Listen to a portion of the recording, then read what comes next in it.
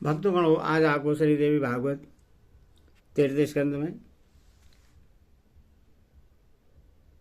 कुमारी पूजा में निषिद्ध कन्याओं का वर्णन, नवरात्र व्रत की महात्म्य के प्रसंग में सुशील नामक वणिक की कथा, जो कथा आपको सुनाऊंगा। आप इसको ध्यानपूर्वक सुनें और इस चैनल को लाइक करें, सब्सक्राइब जरूर करें। माता भगवती आपका कल्याण करेगी।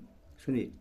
व्यास जी बोले, हे राजन, जो कन्या किसी अंग से हीन हो, कोढ़ तथा घाव युक्त हो, जिसके शरीर के किसी अंग से दुर्गंध आती हो और जो विशाल कुल में उत्पन्न हुई हो, ऐसी कन्या का पूजा में परित्याग कर देना चाहिए। जन्म से अंधी, तिरछी नजर से देखने वाली, कानी, कुरूप, बहुत रोम वाली, रोगी तथा रसलवा कन्या का पूजा में परित्याग कर देना चाहिए।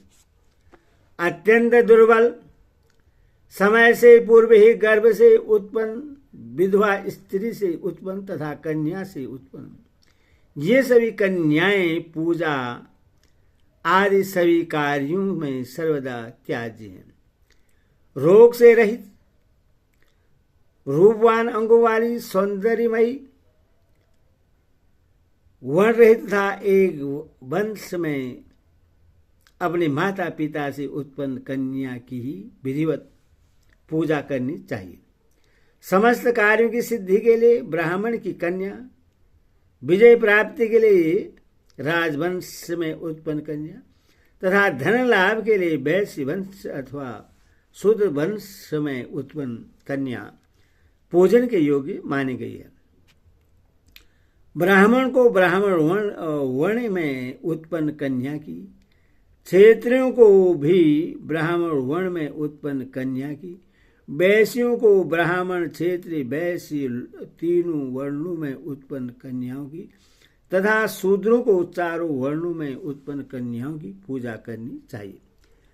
शिल्प कर्म में लगे हुए मनुष्य को यथा योग्य अपने अपने वंश में उत्पन्न कन्याओं की पूजा करनी चाहिए। नवरात्रि विधि से भक्ति पूर्वक निरंतर पूजा की जानी चाहिए। यदि कोई व्यक्ति नवरात्र पर्यंत प्रतिदिन पूजा करने में असमर्थ है तो उसे अष्टमी तिथि को विशेष रूप से अवश्य पूजन करना चाहिए। प्राचीन काल में दक्ष के यज्ञ का विध्वंस करने वाली महाभयानक भगवती भद्रकाली करोड़ों योगिनियों सहित अष्टमी तिथि को प्रकट हुई थी।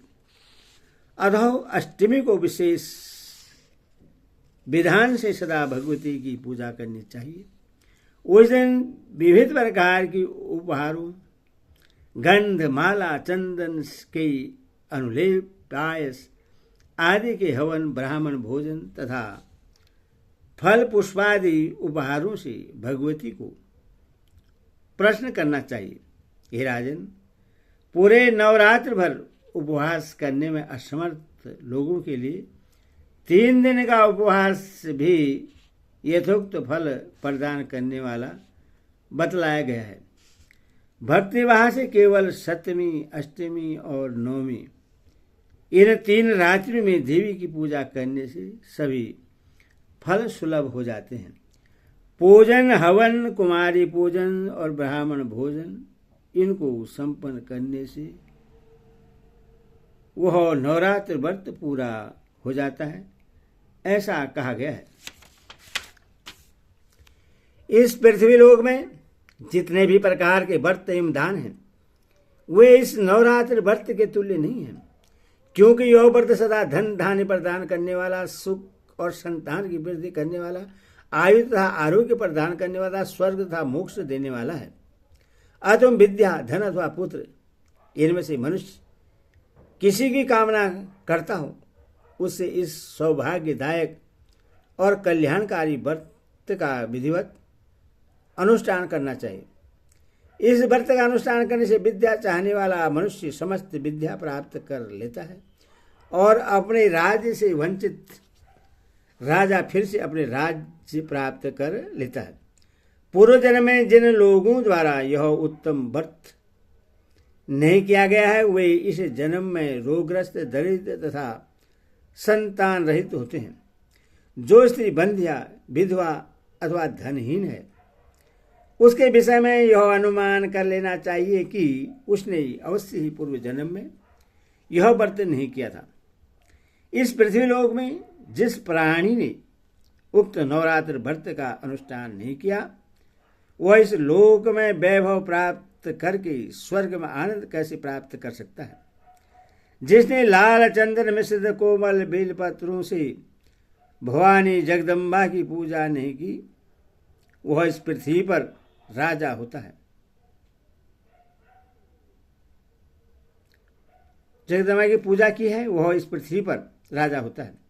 जिस मनुष्य ने दुख तथा संताप का नाश करने वाली, सिद्धियां देने वाली, जगत में सर्वश्रेष्ठ शाश्वत तथा कल्याण स्वरूपिणी भगवती की उपासना नहीं की है, वह इस पृथ्वी तल पर सदा ही अनेक प्रकार के कष्टों से ग्रस्त, दरिद्र और शत्रुओं से पीड़ित रहता है। विष्णु, इंद्र, शिवा, ब्रह्मा, अग्नि, कुबेर, वरुण तथा सूर्य समस्त कामनाओं से परिपूर्ण होकर हर्ष के साथ जिन भगवती का ध्यान करते हैं, उन देवी चंडिका का ध्यान मनुष्य क्यों नहीं करते। देवगण इनके स्वहा नाम मात्र के प्रभाव से तथा पितृगण स्वधा नाम मात्र के प्रभाव से तृप्त होते हैं। इसीलिए महान मुनिजन प्रसन्नतापूर्वक सभी यज्ञों तथा श्राद्ध कार्यों में मंत्रों के साथ स्वाद तथा स्वधा नामों का उच्चारण करते हैं। जिनकी इच्छा से ब्रह्मा इस विश्व का सर्जन करते हैं, भगवान विष्णु अनेक विध अवतार लेते हैं और शंकर जी जगत को भस्मात करते हैं, उन कल्याणकारिणी भगवती को मनुष्य क्यों नहीं बचता।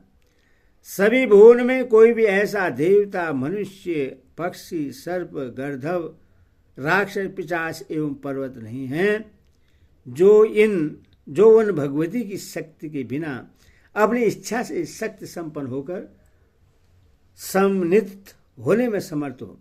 सभी कामना को पूर्ण करने वाली उन कल्याणदानी चंडिका की सेवा भला कौन नहीं करेगा।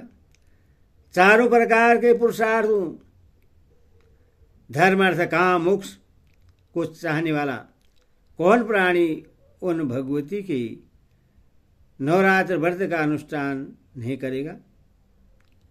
यदि कोई महापापी और नवरात्र व्रत करे, यदि कोई महापापी भी नवरात्र व्रत करे तो वह समस्त पापों से मुक्ति पा लेता है। इसमें लेश मात्र विचार नहीं करना चाहिए। हे नृपश्रेष्ठ, पूर्व काल में कौशल देश में 3 धनहीन, अत्यंत दुखी एवं विशाल कुटुंब वाला एक वैश्य रहता था।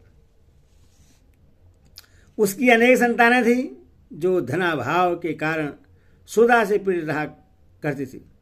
सायंकाल में उसके लड़कों को खाने के लिए कुछ मिल जाता था तथा वह भी कुछ खा लेता था। इस प्रकार वह बड़े भूखा रहते हुए सर्वदा दूसरों का काम करके धैर्यपूर्वक परिवार का पालन पोषण कर रहा था।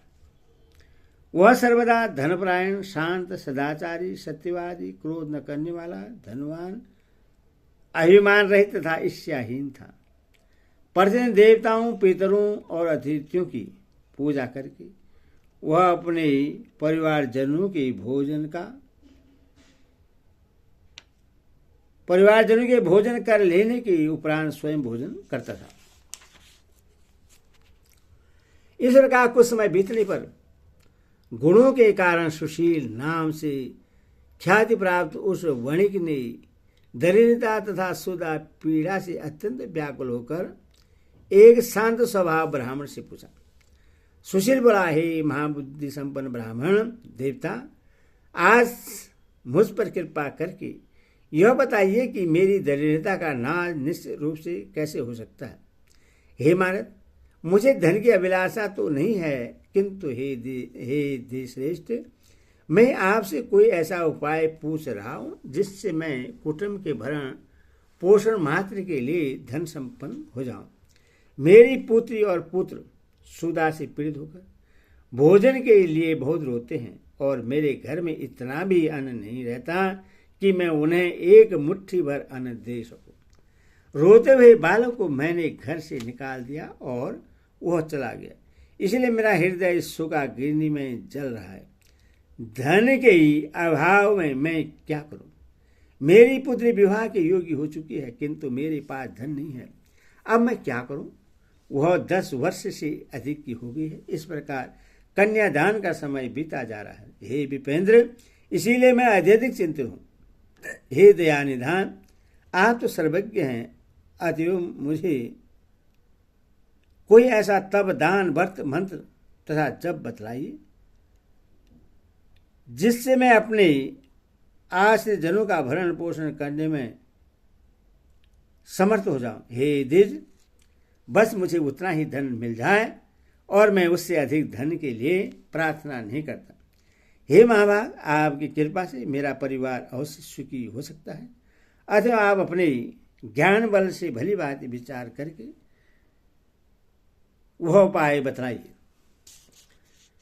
व्यास जी बोले, हे नृपश्रेष्ठ, उसके इस प्रकार पूछने पर उत्तम व्रत का पालन करने वाले उस ब्राह्मण ने बड़ी प्रसन्नतापूर्वक उस वैश्य से कहा,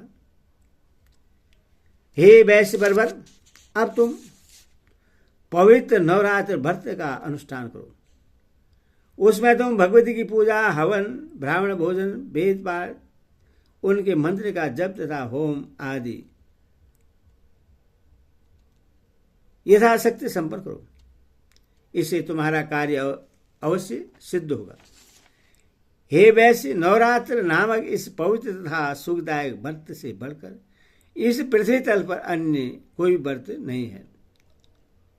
यह नवरात्र व्रत सर्वदा ज्ञान तथा मोक्ष को देने वाला, सुख तथा संताप की वृद्धि करने वाला एवं शत्रुओं का पूर्ण रूप से विनाश करने वाला है। राज्य से च्युत तथा सीता के वियोग से अत्यंत दुखित श्री राम ने किष्किंधा पर्वत पर इस व्रत को किया था। श्री राम की विरागिनी से अत्यधिक संतप्त श्री राम ने उस समय नवरात्र व्रत के विधान से भगवती जगदम्बा की भली भांति पूजा की थी। इसी व्रत के प्रभाव से उन्होंने महासागर में सेतु को रचना कर महाबली मंदोदरीपति रावण, कुंभकर्ण तथा रावण पुत्र मेघनाथ का संहार करके सीता को प्राप्त किया। विभीषण को लंका का राजा बनाकर पुनः अयोध्या लौटकर उन्होंने निष्कंटक राज्य प्राप्त किया था। हे वैश्वर, इस प्रकार अमित तेज वाले श्री राम जी ने इस नवरात्र व्रत के प्रभाव से पृथ्वी तल पर महान सुख प्राप्त किया। व्यास जी बोले, हे राजन, ब्राह्मण का यह वचन सुनकर उस वैश्य ने उन्हें अपना गुरु मान लिया और उनसे माया बीज नामक उत्तम मंत्र की दीक्षा प्राप्त की। तत्पश्चात आलसी होकर अत्यंत भक्ति पूर्वक पूरे नवरात्र भर उसने उस मंत्र का जप किया और अनेक विध उपहारों से आदरपूर्वक भगवती का पूजन किया। इस प्रकार माया बीज परायण उस वैश्य ने 9 वर्षों तक यह अनुष्ठान किया। 9वें वर्ष के अंत में महाअष्टमी तिथि को अर्धरात्रि आने पर महेश्वरी ने उससे अपना प्रत्यक्ष दर्शन दिया और अनेक प्रकार के वरदानों से कीर्त कर दिया। एते श्रीमद्देवी भागवते महापुराण षष्ठा 10 सहितानां तीर्थे स्कंदे देवी पूजा महत्वर्णाम 7वां अध्याय। हरि ओम तत्सत्। हरि ओम तत्सत्।